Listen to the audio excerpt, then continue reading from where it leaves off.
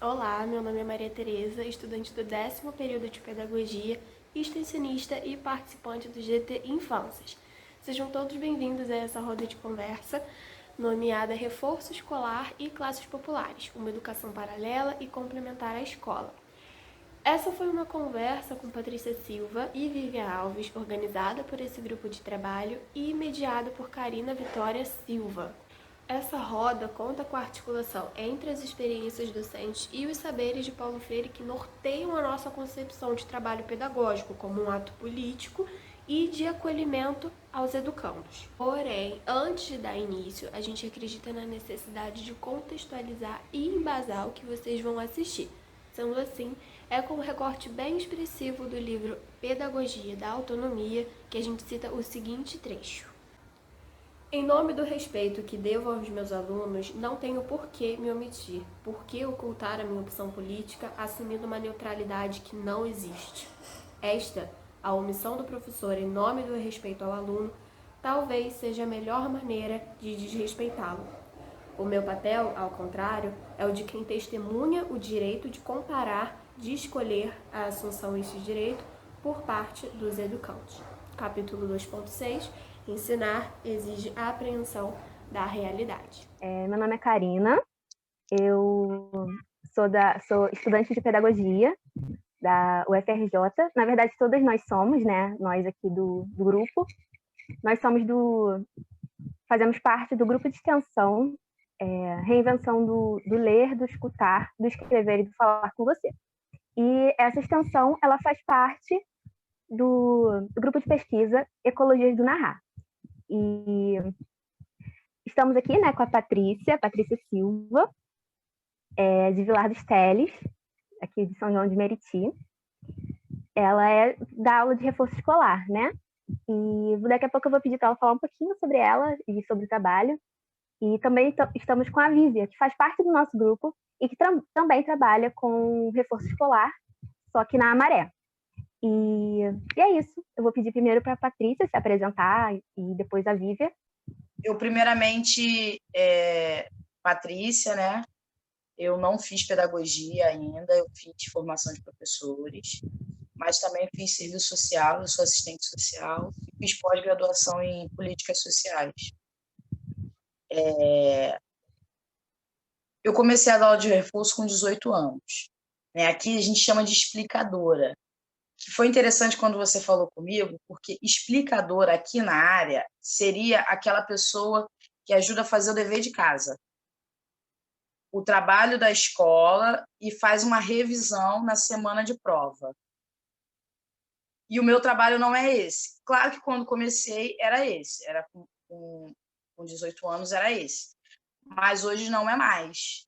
Tanto porque eu já tenho uma formação de professores e porque antes disso eu era militante. Eu comecei militando no movimento estudantil, tive contato com o marxismo na faculdade, porque a minha formação era marxista, e eu coloquei na minha cabeça que qualquer profissão você pode militar, de alguma maneira, de algum jeito. E aí eu, na faculdade, também conheci Paulo Freire, e aí comecei a mudar o meu pensamento. Por que que eu não sou explicadora? As pessoas me chamam assim, eu não tenho problema algum com a nomenclatura. Mas quando eles vêm até mim, os pais ou alguém me pergunta, eu sempre deixo claro, eu não sou explicadora, porque às vezes o dever da escola é MMC, na 4ª série, e a criança não sabe dividir. Então, não tem cabimento eu ensinar um dever de casa que está acima que a criança sabe fazer, do nível que a criança sabe fazer. Porque não tem como você fazer uma matéria da 5ª, 6ª série se você ainda não sabe as 4 operações. Então, eu sempre deixo claro, olha, se a criança não souber fazer o que a escola está pedindo, eu não vou fazer com ela. Porque isso é dar resposta, porque não tem como ela fazer. Porque eles mandam um dever na segunda para entregar na terça. Então, não tem tempo de você absorver o conteúdo, fazer um trabalho. Então, eu sempre deixo claro que eu vou priorizar a dificuldade da criança. Eu vou priorizar, por exemplo, a leitura. Sempre falo, eu vou priorizar a leitura. Ah, mas o fulano tem dever de matemática para entregar, mas ele não tá, os deveres de matemática ele sabe fazer. A leitura dele não está boa. Ele não consegue interpretar texto. Então, a gente vai trabalhar mais com interpretação de texto. Mas, no geral, aqui, explicador é isso. Queria agora pedir para a Vívia se apresentar um pouquinho, falar do trabalho dela, né? Porque por aqui realmente a explicadora é isso e é o que a gente mais vê. Realmente é um trabalho que é muito importante para as crianças daqui, principalmente crianças das classes populares, como a gente vê acontecendo, né? E eu queria pedir para a Vívia se apresentar um pouquinho, apresentar o trabalho dela. Pode ser? Claro. Então, gente, olá, né? Me chamo Vívia. Então, aqui eu sou explicadora mesmo, o oposto do que a Patrícia falou, porque eu ajudo as crianças realmente nos deveres da escola deles. E como não tem um espaço maior na minha casa, eu ajudo eles a fazer esses trabalhos que vêm da escola, trabalhos para entregar, vem na sexta, a gente faz para entregar na segunda-feira. E aí é muito pouco o espaço que eu tenho aqui, é pequena casa. Aí eu pego crianças de 2 em 2 crianças para poder fazer o trabalho. E é tudo o que a Patrícia falou. E aqui é explicadora mesmo. Eu fiz também formação de professores, né? Já trabalhei em escola particulares aqui onde eu moro. E aí, depois que eu saí da escola, por motivos pessoais, eu comecei a dar explicadora em casa, para poder ter uma ajudazinha na renda. E tal, estão me ouvindo? Eu acho que, assim, eu acho que tem que ter os dois. Eu acredito que o trabalho da Vivian realmente seja uma demanda muito importante. Eu acho que falta isso, porque e às vezes o aluno da escola particular ele também não, ele precisa. Eu tenho tido procuras de muitas pessoas, mesmo que não sejam meus alunos, me pedem para me dar. Você conhece alguém? É só para ajudar ele a fazer o dever de casa, porque o pai às vezes paga R$ 500 numa escola de muita dificuldade, não conhece o plano pedagógico da escola e ele não consegue acompanhar, porque aí às vezes ele chega para mim, eu só fiz até a 4ª série, como é que eu vou ajudar meu filho na 5ª? E aí, às vezes, só o dever de casa que a criança precisa não tem ajuda, porque o pai e a mãe não têm condição de dar essa ajuda. Às vezes não é nem financeira, mas eles não podem sentar. Alguns pais me falam, eu não tenho, eu não consigo. Eu leio e não entendo o que é para fazer. Acho que é isso. E realmente, aqui, quando eu sou procurada, as mães falam, é porque eu não tenho paciência em ajudar meu filho nos trabalhos dele e nem tenho tempo. Aí a gente coloca ele na explicadora para poder vocês ajudarem. Isso aí, eles sempre falam isso, eu não tenho tempo, eu não tenho paciência, eu vou bater, eu vou matar, eu não sei o que fazer, ele não estuda. E, às vezes, realmente, a criança com a mãe e com o pai não estuda, e com a gente estuda, né, Vivian? Não sei se você tem isso. Com a mãe, a criança diz que não sabe ler. Eu já tive caso de eu filmar a criança lendo aqui, porque ele falava para a mãe em casa que não estava lendo, só para não ter que ler com ela. Então, ela acreditava. Não, aproveitando que você está falando sobre essa dificuldade, né, eu queria até fazer uma pergunta. Vocês acham que tem alguma matéria, alguma disciplina na escola que as crianças têm mais dificuldade, assim, no geral, que elas apresentam maior dificuldade? E se tem nessa matéria, vocês acham que isso está meio ligado a alguma dinâmica da escola? Algo que a escola tem que, enfim, faz com que essas crianças cheguem com maior dificuldade em matérias específicas? Eu acredito assim, que nos primeiros eu tenho um público bem diversificado. Eu tenho desde criancinha de 5 anos até o 8º ano.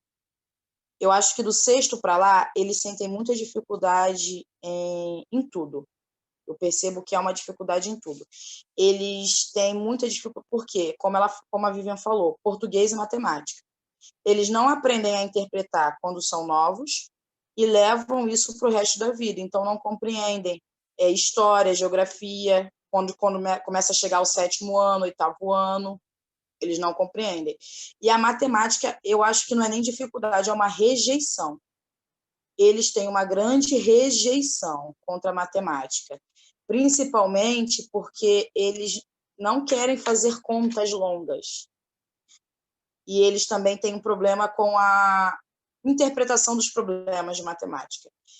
E aí a causa do problema, né, que vocês tinham perguntado, se eu acho que é a escola, se a gente acredita que é a escola, olha, uma parte é assim, principalmente quando você vai para a licenciatura, quando você vai para o 6º ano, que é cada professor de uma matéria.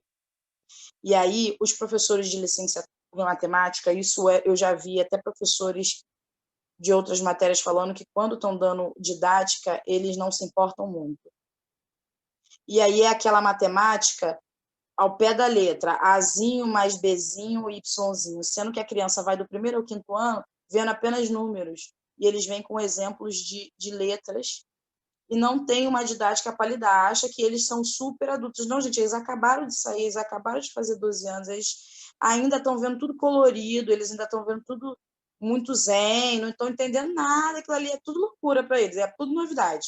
E o professor, quando chega nessa fase, eu acho que ele tem menos didática, acredito eu. Eu acredito que todo mundo aqui vai ter uma história para contar de um péssimo professor de matemática. E poucas vezes a gente vai ter um péssimo professor de história e de português. Eu acho que nesse ponto a gente tem um problema. Eu acho que é um problema também social, porque o analfabetismo ele voltou a crescer no Brasil e com ela os outros problemas. E um outro problema que eu vejo é que muitas dessas crianças que eu e a Vivian atendemos, muitas das vezes precisa de atendimento especializado, precisa ir ao psicólogo, ao neuro. Eu tenho um que tem de 10 características do autismo, ele tem 9,5. Mas ele ainda não é diagnosticado. E por conta da pandemia, está mais complicado ainda de você conseguir médico. Então, eu acho que isso também agrava qualquer dificuldade que as crianças tenham. E como vocês já citaram, eu ainda não gravei o nome de todo mundo, mas eu ainda vou gravar até o final. Como é que fala? Aqui na Baixada Fluminense é muito mais difícil, gente. É porque vocês estudam na UFRJ, eu não sei se vocês têm mais contato, mas aí tem milhões de clínicas, aí tem milhões de projetos, tem a UFRJ.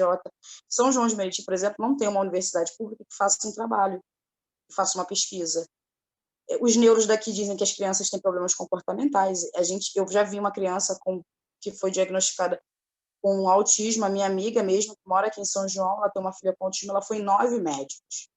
4 da Baixada Fluminense, e aqui em São João a gente está lá atrás, a gente está nos anos 50 ainda, onde a professora espera a criança fazer 6 anos para falar que ele tem um problema na fala.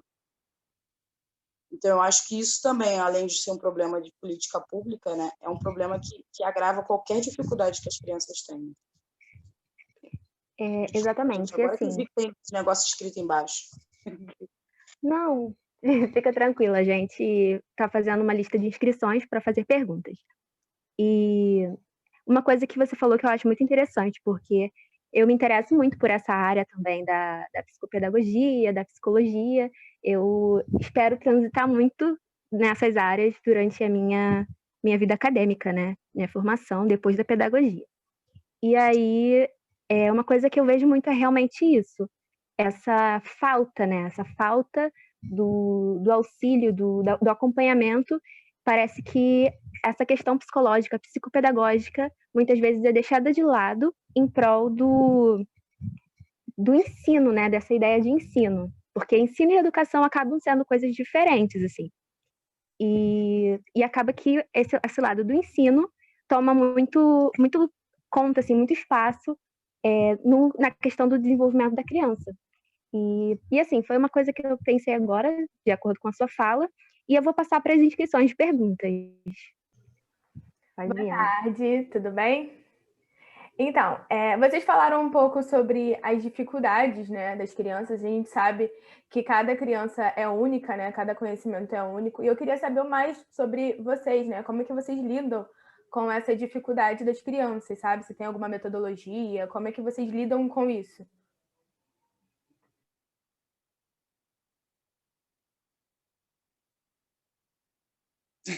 Pode falar. Tá bom, então. Olha, eu gosto de usar jogos, eu pego muitos jogos na internet. Eu também não tenho muito espaço, eu tenho esse problema igual a Vivi, o meu espaço é pequenininho, eu roubo às vezes um pouco do quintal, um pouco eu vou usando os espaços domésticos, né? Mas os jogos de tabuleiro é o que vem na minha cabeça sempre. Jogos de tabuleiro é maravilhoso. Trilha, joga dado, você trabalha matemática, você trabalha, como é que fala? Formas geométricas. Eu gosto de trabalhar com tudo misturado. Eu não sei a diferença, já esqueci, já estudei sobre isso, mas eu acho que tem coisas que não ficam na minha cabeça, sobre multidisciplinar e interdisciplinar. Mas não lembro bem a nomenclatura de cada um, mas eu faço mais ou menos isso, eu gosto de usar um texto de português, não vai ser só de português, ele vai vir falando sobre racismo, ele vai vir falando sobre vacina, ele vai vir falando sobre alguma coisa. Eu sempre gosto de fazer assim, dar uma aula expositiva, ler um pouco, fazer um pouco de exercício, e depois brincar de alguma coisa. Ler, ou então cantar a musiquinha mesmo, botar a musiquinha para tocar, falar. Isso ajuda porque às vezes eles não conhecem as palavras, porque a família não conhece, não fala algumas palavras, tem muita gíria, ou então tem regionalismo, então eles têm dificuldade de entender. Eu acho que é mais ou menos isso, mas eu trabalho com bastante jogos. Brincadeira, eu tenho leitura acelerada, que eu boto um pedaço de texto no quadro, um quadrinho pequeno que eu tenho, e aí eles têm que ler rápido. Aí eles adoram, porque sai tudo errado, cria cacofonia, aí eles acham que é engraçado. E assim eu ensinei até o hino da bandeira, que eu queria mostrar, da bandeira, da independência, eu queria mostrar que não precisa ficar em pé, numa fila, para aprender a cantar o hino da independência. Eu mostrei como é que eu ensinava meus alunos, com os colegas. Aí eu filmei eles fazendo, eles aprenderam a cantar. Vai lá, Vivian. Então, eu também gosto muito de usar jogos de palavra com as crianças em relação a português. Para eles também, aqueles que têm muita dificuldade em interpretar texto, eu peço para fazer cópia, porque eu tenho criança aqui que está no 4º ano e não entende muito bem, não faz direito, mesmo olhando para a leitura que eu peço para eles fazerem, pelo texto para eles fazerem, eles não fazem certo. Eu faço também muito ditado, gosto muito de usar isso ainda, sabe? Faço ditado para eles. Amo ditado. Amo ditado. Muito bom. Aí eu corrijo o que ele errou e faço ele fazer de novo. Aí eles falam, tia, de novo. Assim, até você aprender as palavras certas. E é isso aí em português. Agora, em matemática, eu gosto de fazer joguinhos da lata com as 4 operações. Dependendo de cada série, né? Eu uso multiplicar, divisão, adição e subtração. E muitas continhas que eu boto eles para fazerem. Coloco muitas continhas mesmo para eles fazerem. Porque tem uma criança aqui que está do 4º ano que ele não sabe ainda fazer continha de multiplicar. Eu falei assim, você não ensinaram você na escola? Ele, não, tia, não aprendi, não. E como esse ano foi um ano muito difícil, que nenhum deles da pública tiveram aula, aí é complicado.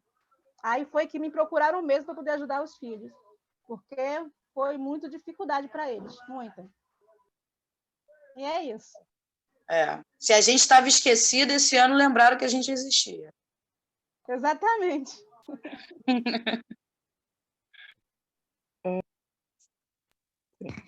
Então, ouvindo vocês falarem, eu fico pensando aqui sobre a questão de território. Por quê? A pergunta da Júlia me fez lembrar que uma vez no GT, dentro do grupo de trabalho da gente, que eu esqueci até de falar, que nosso grupo de trabalho é sobre infâncias. Na extensão, a gente tem vários tipos de temas, tem juventude e vida adulta, tem diversos temas que trabalham nessa mesma linha da gente, e a gente fala sobre as infâncias. E aí, conversando com o grupo, a gente percebeu que, dependendo de onde a gente mora, pode ser diferente a relação com essa questão do reforço escolar, da explicação, da explicadora, do professor particular. E ouvindo a pergunta da Júlia e a fala de vocês, eu percebo que tem uma diferença muito grande entre a explicadora, né, o reforço escolar em casa, e o professor particular. Porque, dependendo da região, é o professor particular que atua, e é uma coisa assim que eu percebo, não li sobre isso, não tenho essa base teórica sobre isso, né? Nem conheço, no caso, nunca achei nada sobre isso. Mas, assim, eu fico pensando mesmo nessa questão de território, porque dependendo do lugar onde se dá essa aula, se faz esse trabalho, pode ser de formas completamente diferentes. E essa mais específica para a Patrícia. Você falou de que quando você dá um texto de português, ele nunca é só sobre português, ele aborda racismo e diversas outras questões.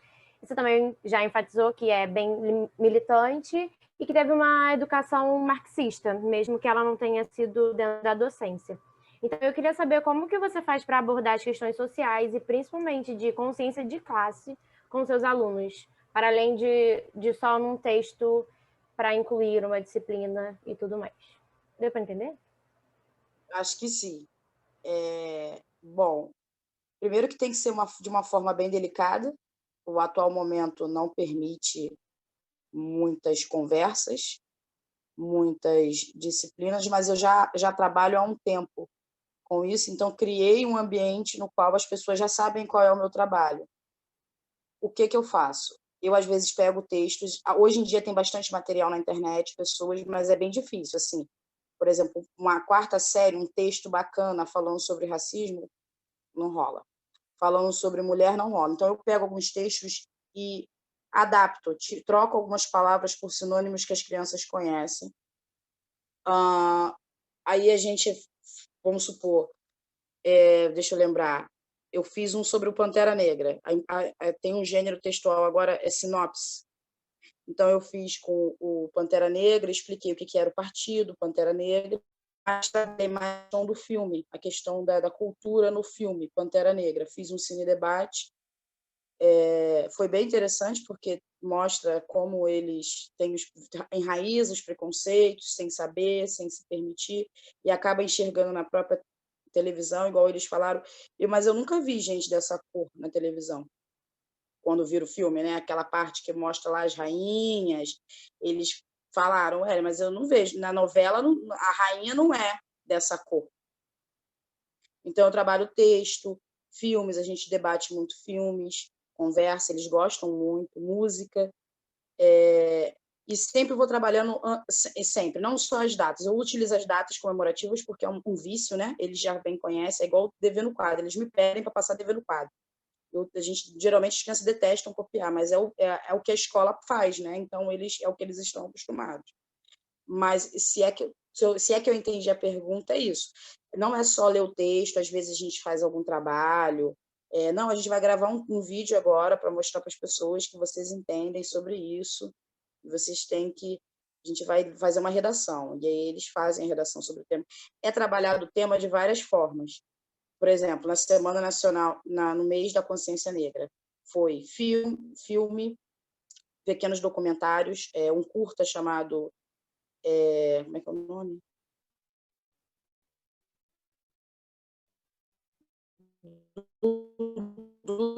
E o lápis cor de pele. Aí a gente fez também textos. É um curta que acho que tem uns 2, 3 anos, Dudu e o lápis cor de pele, falando sobre o lápis bege, que as pessoas costumam chamar de cor de pele. E eu trabalho muito isso aí. Essa é uma área que são todas. E depois a gente fez um black com feijão e trabalhamos em inglês, as cores em inglês fazendo black com feijão. Gosto muito do ditado, igual a Vivian. Eu gosto muito do ditado. Aí, por exemplo, o ditado é temático. Se a gente está trabalhando Pantera Negra ou Semana da Consciência Negra, eu vou usar o ditado, as palavras foram... vou pegar palavras do texto, do filme, da música. E é automático, gente. Se for uma música, uma palavra que eles não conhecem, eles vão me perguntar. E a partir daí começa o debate. O que é isso? O que é Black Power? Mas é só um cabelo? E aí, né, dessa forma, a gente vai trabalhando com os maiores. Com os menores é mais a parte artística. E a maioria dos meus alunos são meninos e negros. Não sei se vocês quantificam isso, mas, por exemplo, eu tenho 3 meninas para 20 meninos. 4 meninas para 19 meninos. Mas não porque as meninas não precisam, é que elas não chegam, né? Elas não chegam. Eu achei isso bem interessante, porque entra aí uma questão de gênero e de raça, né? Racial. Faz parte de outra extensão também, né? Que é sobre... o nome exatamente é sobre as diferenças. E aí a gente trata sobre gênero, sexualidade, enfim. E nós fizemos uma oficina para professores, para pós-graduação, que fala sobre essa discrepância entre a relação do gênero feminino e do masculino, da relação das pessoas negras e pessoas brancas. E é muito grande parte desses alunos, os meninos saem mais prejudicados, meninos negros, do que as meninas, por uma questão de comportamento mesmo, da forma como o machismo se estrutura, que o menino ele sempre é o mais rebelde, ele precisa ser o mais rebelde para ser, enfim.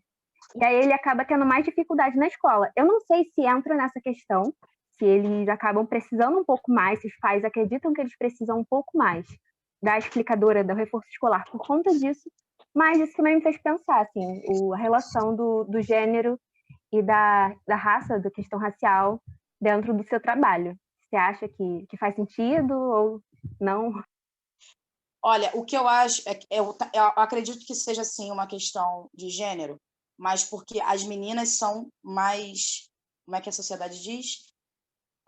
Mais maduras, elas são mais comportadas, elas são mais inteligentes, não tem nada disso, não são enxergadas, as dificuldades delas não são enxergadas, porque elas são vistas. Inclusive, existe um debate, eu também não sou especialista, mas existe um debate no autismo com crianças, com meninas, porque o autismo no menino é visto e na menina não é visto. Demora-se mais para diagnosticar uma menina com transtorno do que um menino. E eu acredito que aqui tem muito disso. E tem uma outra coisa também. As meninas são privadas do espaço público. Porque os pais não podem trazer, então eles têm que vir sozinha. Aí as meninas não podem, porque, né, é perigoso, porque pode acontecer alguma coisa. Não que não vá acontecer, mas entende? Então a mãe do menino não tem essa preocupação. E aí a criança não vai, porque a mãe não tem tempo, então a criança não vai para a explicadora, não vai para a aula de reforço, mesmo que precise. Tem crianças que, depois de 4, 5 anos, a mãe falando que vai vir trazer, que vem. Tipo, a criança está na primeira série, a mãe sabe, é porque a escola falou que ela tem dificuldade. Mas ela só vem ter aula comigo ou com outra pessoa 3, 4 anos depois. Entendeu? E também tem muito isso. Mas ele não precisa de ajuda, não. As meninas têm muito isso também. Elas não precisam de ajuda, não, porque ela sabe mexer no Facebook. Então, ela não precisa de ajuda. Eu acho que implica sim. E os meninos são prejudicados, sim. Eles não são vistos como advogados, como pessoas que vão estudar. E os próprios sonhos deles são limitados. Eles sempre falam em youtuber e jogador de futebol. Youtuber é agora, de pouco tempo, porque até um tempo atrás meus alunos só queriam ser jogadores de futebol. Nada mais. Não existia outra profissão na face da Terra. Tem a Vitória ainda para perguntar, né? Depois eu faço a minha pergunta então para a Vívia. Pode fazer. Tá bom. Vocês comentaram, né, um pouquinho sobre essas dificuldades do ensino remoto, e desse momento de isolamento, e eu queria saber mais, assim, como que o isolamento, né, impactou no trabalho de vocês, se vocês pararam de dar aula por um tempo e depois voltaram, se as crianças sentiram falta, como que foi essa volta? Eu já dou, né? Como eu já estou uns 4 anos já seguidos. Eu volto sempre uma semana antes do carnaval para fazer uma revisãozinha. Eu já tenho um público já. Eu comecei e aí começamos daquele jeito, porque, se eu não me engano, o primeiro caso foi confirmado no fim do carnaval, no último dia, na quarta de cinza. Eu voltei de viagem, ainda dei mais um tempo de aula. E aí ficamos um mês. Eu fiquei sem dar aula um mês, mas eles começaram a me procurar, as crianças. Eu também fiquei sem dinheiro, né? A gente é autônoma, a Vívia sabe disso, a gente não trabalha, não tem. Mas eu já trabalhava antes, e aí com a pandemia fiquei um tempo sim. Voltei, exigi máscara por um tempo. Eu adaptei um barril, meu pai, pedreiro, fez um balde e fez uma bica. Então, as crianças, todos os dias, antes de entrar, passaram a lavar as mãos.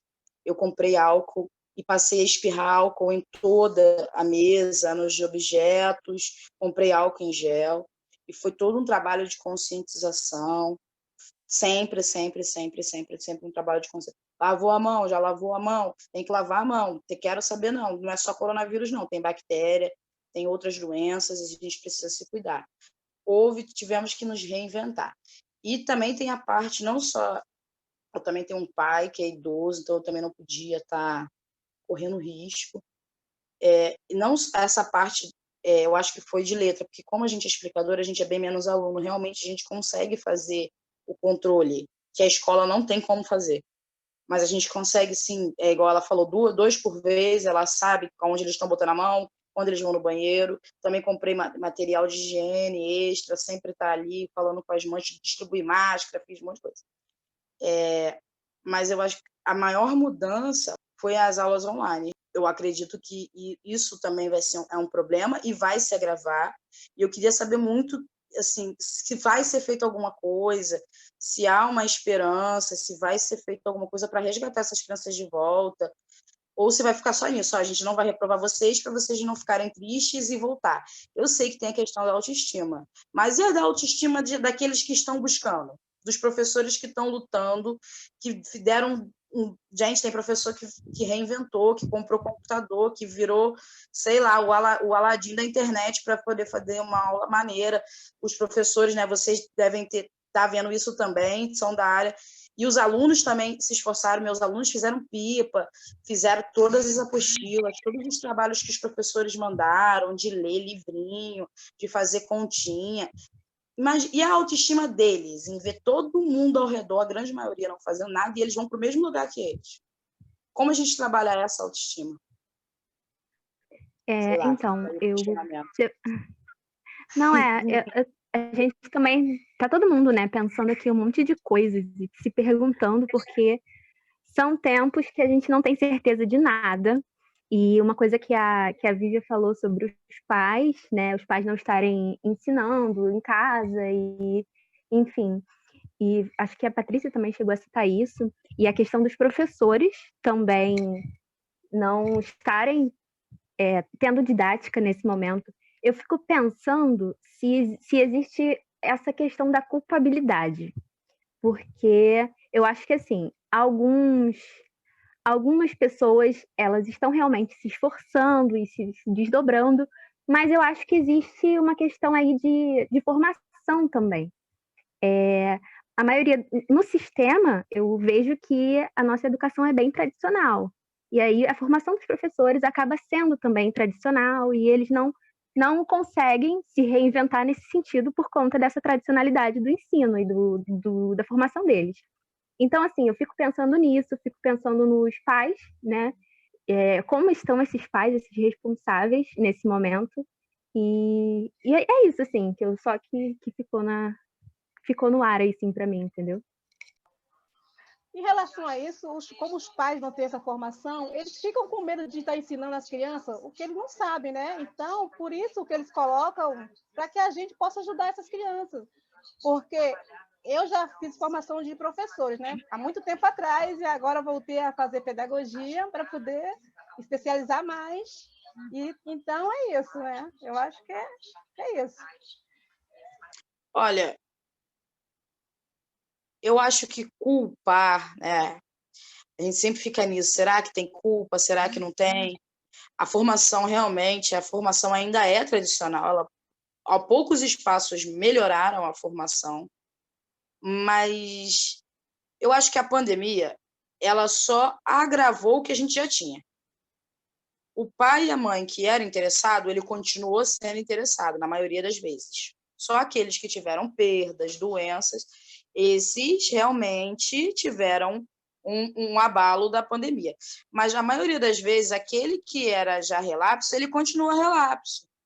Aquele que não procurava antes, que ia só em dezembro procurar saber o resultado, ele continua do mesmo jeito. Ele não mudou. Entendeu? Ele não mudou. Eu acho que a gente não tem que culpabilizar nem criminalizar. Mas não pode, infelizmente, a gente tem uma sociedade que tem uma cultura muito louca. A gente só vive e só faz as coisas se tiver multa, se tiver castigo, se tiver prisão. E, infelizmente, sem obrigatoriedade, sem alguém dizendo que o filho tem que ir para a escola, porque eles entendem que educação é ir para a escola. Então, se o filho deles não pode ir para a escola porque o governo fechou, tá tudo tranquilo, não precisa fazer nada. Então, não adianta só não culpar e não só não reprovar. Tem que fazer um trabalho para que as famílias entendam que isso foi prejudicial, que tem que ser corrido atrás desse tempo perdido para muitos. Para muitos foi tempo perdido, sim. Para outros não, mas muitas crianças, a Viva deve ter alunos que aí foram muito prejudicados e que vão precisar de mais reforço ainda, que antes não precisava, agora vai precisar de mais ainda. Então, não é só não culpar, mas a gente tem que também ter nossas responsabilidades. Não é dever do Estado, da sociedade e da família Então, quando eu digo que saiu as responsabilidades, o juizado, o conselho pararam de atuar nessa hora, é claro que eles estão dando prioridade para os problemas da pandemia, né, que aumentou a violência doméstica, então eles provavelmente estão voltados para isso. Mas no momento que todo mundo sabe que eles não estão ligando para a questão da educação, que eles não estão, né, tão ligados à questão da escola, você relaxa, porque tem muita gente que só manda para a escola porque é obrigado. Infelizmente, ainda é uma cultura muito presente. É um pai, qual é o problema, que não sei o quê. Mas se o filho estiver trabalhando, nossa, que lindo, isso que é um pai bom. A polícia, o conselho tutelar é hipócrita, porque em vez de tirar a criança do baile da favela, tira ele do trabalho. Não, gente, uma criança de 8 anos não tem que estar trabalhando como pedreiro. Né? A gente tem isso na sociedade. A educação é realmente segundo, terceiro lugar. Não é mentira. A Vivian, quem acha que quem é professor da escola pública vê isso, mas quando a gente vê dentro de casa, porque a mãe e o pai às vezes não falam certas coisas na escola, mas a criança às vezes fala para a gente, e quando a gente trabalha dentro de casa trazendo a criança, ela também traz a história dela bem mais próximo do que a escola pode fazer, porque a professora tem 30 alunos, a gente tem 2, tem 3, tem 4. Então, você sabe a família que só está fazendo aquilo ali porque alguém está mandando, porque é praxe, porque é praxe. Então, se é praxe parar de estudar para trabalhar, é praxe, quando eles eram crianças, é praxe o neto, o filho também parar de estudar para trabalhar, infelizmente. Eu acho que esse assunto vai dar voltas e voltas, porque a gente vai ficar tem falando muita pra coisa caramba. por trás. Tem muita coisa por trás de todo esse conteúdo que a gente está levantando aqui, né? Toda essa problematização. E eu concordo com muitas coisas assim, que vocês disseram. Tudo, né? Assim, nós estamos muito de acordo em relação ao nosso pensamento. Falar, Patrícia, mais alguma coisa? Eu ia falar que, assim, as pessoas no Brasil têm uma cultura de dizer que odeia política, né? Que não gosta de política, que política é isso, é aquilo outro. E aí, como você falou, a gente vai rodear, e tem vários assuntos dentro desse que a gente está falando, que no fim de tudo é a política. É a política social que falta, é a política de psicologia, de saúde mental. Também fui estagiária num antigo tratamento psiquiátrico Heitor Carrilho, que eram de pessoas que já tinham tido passagem pelo sistema carcerário, mas tinham problemas de saúde mental.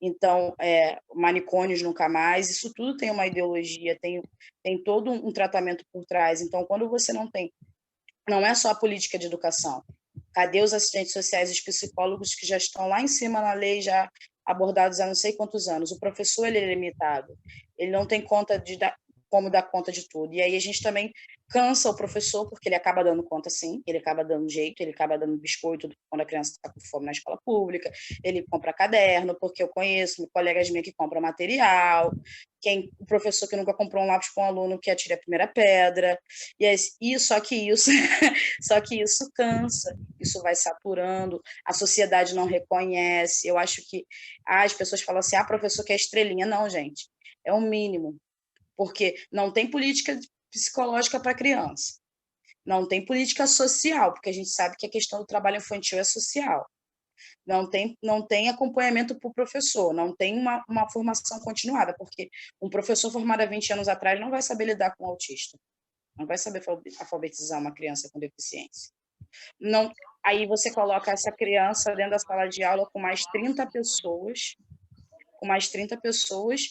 mais outras 30 crianças que devem ter 10 com transtorno, 5 com problema social, 4 que passam fome, 3 que não têm nem água dentro de casa. Como vai dar conta? Eu acho que é por isso que eu gosto de dar aula de reforço, eu gosto de fazer esse trabalho, porque eu acredito que não adianta só saber ler. É igual o Paulo Freire fala, antes de ler, tem que ler o mundo. E eu tive contato com crianças da escola pública que me perguntaram, mas tia, jacaré existe? Ele existe de verdade? A gente pode tocar no jacaré igual toca no cachorro? Falei, sim. Então, como é que eu ensino uma criança a ler? O jacaré está no lago se ela não sabe nem que o jacaré é capaz de existir. Exatamente. Achei perfeita a sua fala, assim, é exatamente isso. Queria abrir também para a Vivian, se ela tiver mais alguma coisa para falar, se ela queira acrescentar alguma coisa. Não, só quero agradecer, porque eu estava muito nervosa, não achei. Foi muito bom estar participando dessa roda de conversa com vocês. E é isso. Gente, eu tô apaixonada, assim, eu amei de verdade. Eu acho que foi muito enriquecedor nossa conversa. Me ensinou muito, sério. Das outras meninas, tem mais alguma coisa para falar? Eu queria falar exatamente isso, Karina. É que, nossa, eu adorei demais essa reunião. Eu acho que o mundo precisa ver essa reunião. Sério, foi muito enriquecedor e abriu muito a minha mente, sabe? Até para essa questão de explicadora, essa questão que a gente não, para mim, pelo menos, não fazia parte, sabe? Eu não entendia muito bem sobre isso. E foi ótimo. Nossa, muito obrigada, Patrícia. Muito obrigada, Vívia. Realmente foi muito bom.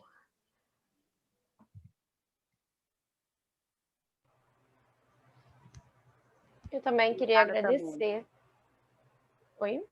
Pode falar, pode falar. Queria agradecer por essa tarde, que foi uma troca muito rica, uma experiência muito enriquecedora mesmo, e foi muito legal conseguir ouvir essas duas versões de duas mulheres periféricas, uma não explicadora e outra explicadora, mostrando as suas duas visões e os seus dois diferentes tipos de trabalho, e ambos com tamanha importância para as classes populares. E é isso, gente. Muito obrigada, vocês são incríveis. E só para finalizar, falar que é a primeira live sobre a profissão que eu faço, a primeira vez, eu estava muito nervosa. E, pasmem, gente, na internet não tem muito material sobre explicadora, vocês sabiam disso? Não, sim, por favor, eu fui procurar algo sobre, né? Eu Pra também. gente se preparar para essa reunião. Não tem nada. Tem nada. Só tem como ser professor particular. Como atualizar o seu currículo, né? Como você preparar um currículo para ser professor particular. Isso, tem só assim.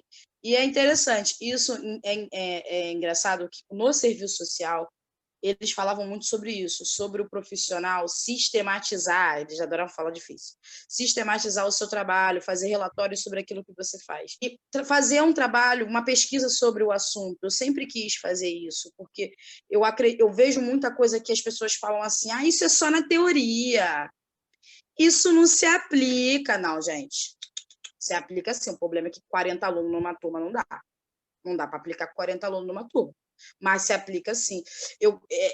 Me dá muita chateação essa coisa de dizer que não precisa fazer pedagogia, que não precisa estudar, entendeu? Me dá uma coisa, porque eu acho que não é bem assim. Se não precisasse estudar, então ninguém estudava para ser professor para nada, para nenhum deles. Mas ninguém aceita um médico sem formação. Ninguém aceita como é que fala? Um juiz sem formação. Mas o professor, ele não precisa. Cansei de ver. Gente, não dá para aplicar Paulo Freire. Dá sim, gente. Paulo Freire trabalha com palavras-chave relacionadas ao cotidiano. Então, eu posso pegar a Peppa, em vez de escrever com 2 P, escrevo com P, Peppa, como a nossa língua, e eu trabalho o cotidiano da criança, uma palavra-chave e as sílabas dessa palavra. Vai ter o papel pipopu antigo, conservador? Vai ter, mas também vai ter um desenho que ela reconhece, que é do cotidiano dela. Então, eu acho que essa troca é muito interessante, até para falar sobre isso, que muita coisa, não sei se vocês escutam muito isso dos professores de vocês, que é tudo teoria, que nada vai ser aplicado, que isso é uma grande bobajada, que blá, blá, blá. Mas muita coisa dá para fazer sim, muita coisa você começa a observar. Depois que muita coisa que eu já fazia, eu não sabia que era Piaget, eu não sabia que eram essas pessoas, porque eu não tinha contato com elas, e confesso que até hoje não tenho aprofundado. Mas aí eu fui descobrindo que eu já fazia certas coisas, então era real. Não era uma coisa fantasiosa, igual eu vejo muita gente falando. E eu já via aplicar com 40 alunos, 30 alunos. Haja coração, haja esforço, né? Mas não é impossível. Haja coração. Eu já vi. Meu ex-professor de arte, eu sempre falo que eu me inspiro nas minorias. Eu me inspiro naqueles filmes, daqueles professor doido. Eu me inspiro nessas pessoas, porque eu acho que se elas me inspiraram, eu posso inspirar alguém. Então, eu acho que é muito importante também. Então, eu comecei a registrar sobre isso. Realmente não tem, gente. Eu achei um vídeo falando sobre explicador em Portugal, mas não achei nada na nossa língua. Não achei textos. Não achei nada. Eu achei cheguei Desculpa. Eu nunca vi ninguém perguntando sobre o que era. Porque, tipo assim, eu vejo que as pessoas veem muito assim, tipo, tem criança que nunca falta à escola, mas falta explicadora. Tipo assim, entendeu? Porque a gente não é formal, a gente tem que conquistar o nosso espaço 4 vezes, né? Talvez essa nossa conversa seja um ponto inicial para a gente fazer alguma coisa com isso. Eu acho que, pelo menos, ter essa abertura para esse espaço que vocês trabalham, eu acho essencial, assim. Eu acho que pode trazer muita coisa para a academia. A narrativa de vocês é muito importante, porque a academia não dá importância, às vezes, para essas narrativas. E a gente está aqui para isso, exatamente para isso.